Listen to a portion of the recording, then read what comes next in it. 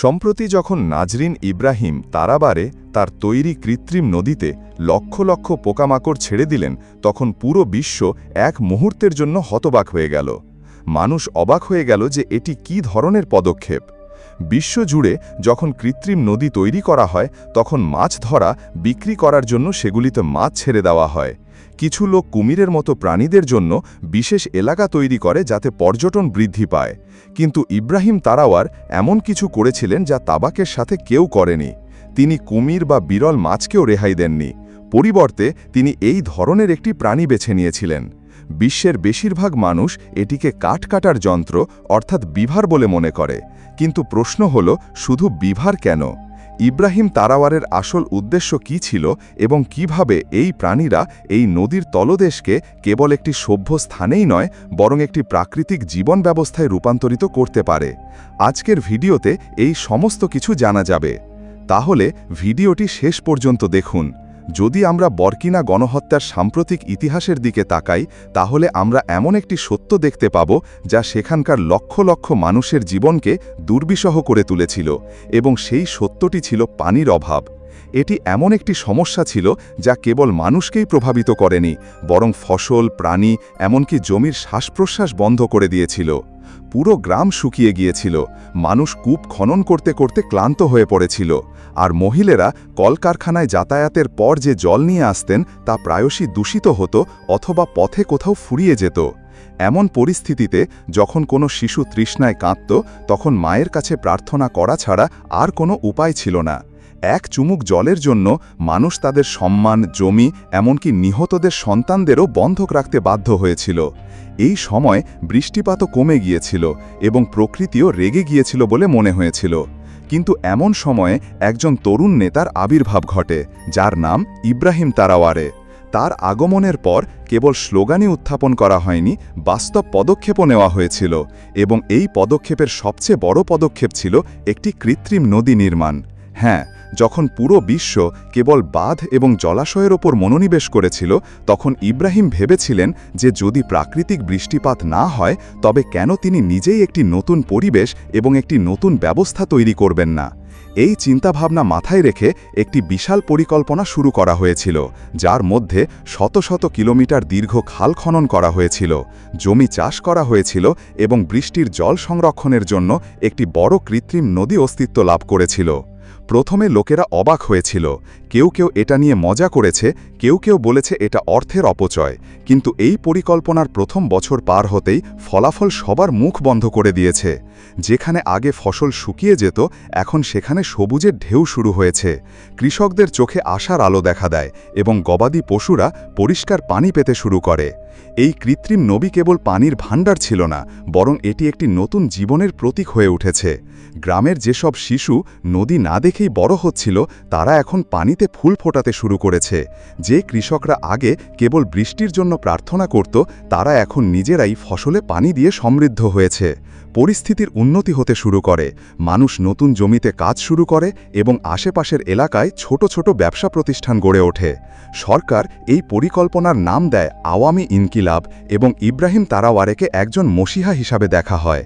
কিন্তু প্রতিটি অগ্রগতির পথে কিছু চ্যালেঞ্জ রয়েছে, এবং এই কৃত্রিম নদীর ক্ষেত্রেও একই ঘটনা ঘটতে শুরু করে। শুরুতে যখন জল প্রবাহিত হচ্ছিল, তখন সবকিছু স্বাভাবিক বলে মনে হচ্ছিল। জল অবিরাম গতিতে চলছিল, জমি তার বিচার করত এবং পাখিরা এই তীরে এসে গান গাইত। কিন্তু সময়ের সাথে সাথে জলের প্রবাহ ধীর হতে শুরু করে। নদীর তলদেশে কাদা, পাতা এবং আবর্জনা জমা হতে শুরু করে। কিছু এলাকায় জল স্থির হতে শুরু করে, যার ফলে মশা বৃদ্ধি পায় এবং পরিষ্কার পানীয় জলের অভাব দেখা দেয়। যেখানে আগে ফসল তাজা থাকত, সেখানে এখন জলের গন্ধ শুরু হয়। মানুষ অভিযোগ করতে শুরু করে যে জল আগের মতো নেই, এবং কেউ কেউ এটি ব্যবহার করাও বন্ধ করে দেয়। পরিস্থিতি এমন এক পর্যায়ে পৌঁছেছিল যেখানে নদীর কিছু তীরে নীলাভ সবুজ রঙের একটি স্তর জমা হতে শুরু করেছিল, যা ইঙ্গিত দিচ্ছিল যে জল দূষিত হচ্ছে। এটি একটি সতর্কতা সংকেত ছিল। যদি অবিলম্বে কিছু না করা হয়, তাহলে এই পরিকল্পনা যা বরকিনা ফাসোর আশা ছিল, তা নিজেই একটি সমস্যা হয়ে উঠতে পারে। কিন্তু বন্ধুরা, এখানেই ইব্রাহিম তারাওয়ারে আরেকটি বিপ্লবী সিদ্ধান্ত নিয়েছিলেন। একটি সিদ্ধান্ত যা আপাতদৃষ্টিতে সহজ মনে হলেও এর পেছনে প্রকৃতির এক গভীর জ্ঞান লুকিয়েছিল। তিনি প্রথম কাজটি করেছিলেন দেশজুড়ে সকল দক্ষ বিশেষজ্ঞ, পরিবেশবিদ, জল বিশেষজ্ঞ এবং প্রকৌশলীদের এক জায়গায় জড়ো করে ঘণ্টার পর ঘণ্টা তাদের সাথে আলোচনা করা। কেবল দেশ থেকে নয়, অন্যান্য দেশের মডেলগুলিও অধ্যয়ন করা হয়েছিল। বিশ্বের যেসব মালিক তাদের নদী এবং স্রোত পরিষ্কার রাখার জন্য আধুনিক প্রযুক্তি ব্যবহার করছিলেন, তাদের সিস্টেম পরীক্ষা করা হয়েছিল। অনেকের কাছেই বড় ফিল্টার, জল পাম্পিং সিস্টেম এবং মেশিন ছিল যা দূষিত জল পরিষ্কার করে। কিন্তু এই পদ্ধতিগুলি খুবই ব্যয়বহুল এবং পরিবেশ বান্ধব ছিল। সীমিত সম্পদের অধিকারী একটি দেশের পক্ষে প্রতি কয়েক কিলোমিটার অন্তর একটি মেশিন স্থাপন করে নদী পরিষ্কার করা সম্ভব ছিল না। তারপর ইব্রাহিম তারাওয়ারি আবার প্রকৃতির দিকে ঝুঁকে পড়লেন এবং ভাবলেন যে প্রকৃতি যে সমস্যাটিকে নষ্ট করে দিয়েছে তার সমাধানও প্রকৃতির কোল থেকে খুঁজে বের করা উচিত। তিনি তার বিশেষজ্ঞদের নির্দেশ দিলেন যে আমরা ভূমির ওপর বোঝা চাপিয়ে দেব না, আমরা ভূমিকে শ্বাস নেওয়ার সুযোগ দেব। এই চিন্তাভাবনা নিয়ে দেশে একটি নতুন গবেষণা শুরু হয় এবং অবশেষে বিশেষজ্ঞরা এমন একটি জায়গায় পৌঁছে যান যা শতাব্দী ধরে মানুষের চোখ থেকে লুকিয়েছিল।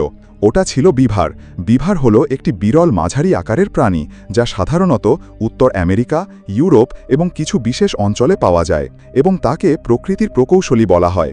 এই প্রাণীটি জলের তীরের কাছে সুশৃঙ্খলভাবে কাঠ কেটে এবং স্তূপ করে একটি প্রাকৃতিক বাঁধ তৈরি করে, যা কেবল জলের প্রবাহ নিয়ন্ত্রণ করে না, বরং জল পরিষ্কার করতে, মাটি স্থির করতে, মাটি বৃদ্ধি করতে এবং একটি সম্পূর্ণ জল ব্যবস্থা প্রতিষ্ঠা করতেও সহায়তা করে।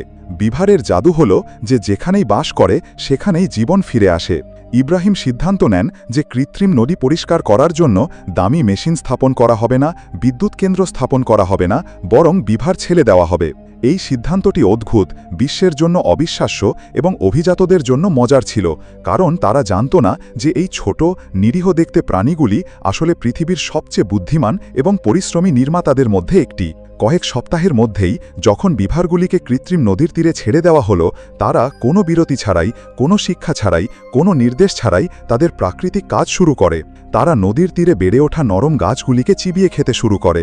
তারা ডালপালা, মাটি এবং ঘাস মিশিয়ে বাঁধ তৈরি করতে শুরু করে এবং মাত্র 1 মাসের মধ্যেই নদীতে কয়েক ডজন ছোট প্রাকৃতিক বাঁধ তৈরি হয়। এই বাঁধগুলি জলের প্রবাহ তৈরি করে, জলকে স্থির হতে বাধা দেয় এবং ধীরে ধীরে জলের ভিতরে জমা হওয়া ময়লা স্থির করতে শুরু করে। কয়েক সপ্তাহ পরে যখন মাহিরিন জলের নমুনা নেন, তখন তিনি অবাক হয়ে যান। যে জল আগে দুর্গন্ধযুক্ত এবং দূষিত ছিল তা এখন পরিষ্কার, স্বাস্থ্যকর এবং নীল হয়ে উঠেছে। যে মাছগুলি আগে মারা যাচ্ছিল তারা আবার ফিরে আসতে শুরু করেছে। যে পাখিরা চলে গিয়েছিল তারা এই প্রাকৃতিক পরিবেশে ফিরে আসতে শুরু করেছে এবং সবচেয়ে গুরুত্বপূর্ণ বিষয় হল মানুষ আবার এই নদীর জল পান করতে শুরু করেছে, তাও কোনো ফিল্টার বা মেশিন ছাড়াই। কেবল জলই পরিষ্কার করা হয়নি, নদীর চারপাশের জমি সবুজ হতে শুরু করেছে, নতুন ঘাস জন্মাতে শুরু করেছে, ভেষজ উদ্ভিদ ফিরে আসতে শুরু করেছে এবং এই সব কিছুর কৃতিত্ব সেই বিভারদের দেওয়া হয়েছে যারা দিনরাত চুপচাপ তাদের কাজে ব্যস্ত ছিল। মানুষের থেকে দূরে থাকা এই প্রাণীগুলো কখনো অভিযোগ করে না, টাকা নেয় না, খরচও করে না, তারা কেবল তাদের প্রাকৃতিক ব্যবস্থার অধীনে নদীর জীবন পুনরুদ্ধার করে। আজ বার্কিনা ফান্সের স্কুলের পাঠ্যসূচিতে বিভারদের অন্তর্ভুক্ত করা হচ্ছে, তাদের পোস্টার দেয়ালে লাগানো হচ্ছে, শিশুরা তাদের গল্প শুনছে এবং বিশ্ব এই মডেলটিকে একটি সফল উদাহরণ হিসাবে দেখছে। এই মুহূর্তটি ছিল যখন সমগ্র বিশ্ব বুঝতে পেরেছিল যে মানুষ যদি প্রকৃতির বন্ধু হয় তাহলে প্রকৃতি কখনো তার প্রতি শত্রুতার সাথে সাড়া দেয় না, এবং এই বিভাররা প্রমাণ করেছে যে মানুষের সবচেয়ে বড় ক্ষেপণাস্ত্রের সমাধান কেবল মেশিনের মধ্যেই নয়, বরং পৃথিবীর বুকে লুকিয়ে থাকা প্রকৃতির রহস্যের মধ্যেই লুকিয়ে আছে। তাহলে দর্শকরা, আজকের আমাদের ভিডিওটি ছিল। এই ভিডিওটি আপনাদের কেমন লাগলো কমেন্ট বক্সে আপনার মতামত জানান এবং এরকম আরও আকর্ষণীয় ভিডিওর জন্য অনুগ্রহ করে আমাদের চ্যানেলটি সাবস্ক্রাইব করুন। আপনাদের সাথে দেখা হবে পরবর্তী নতুন ভিডিওতে।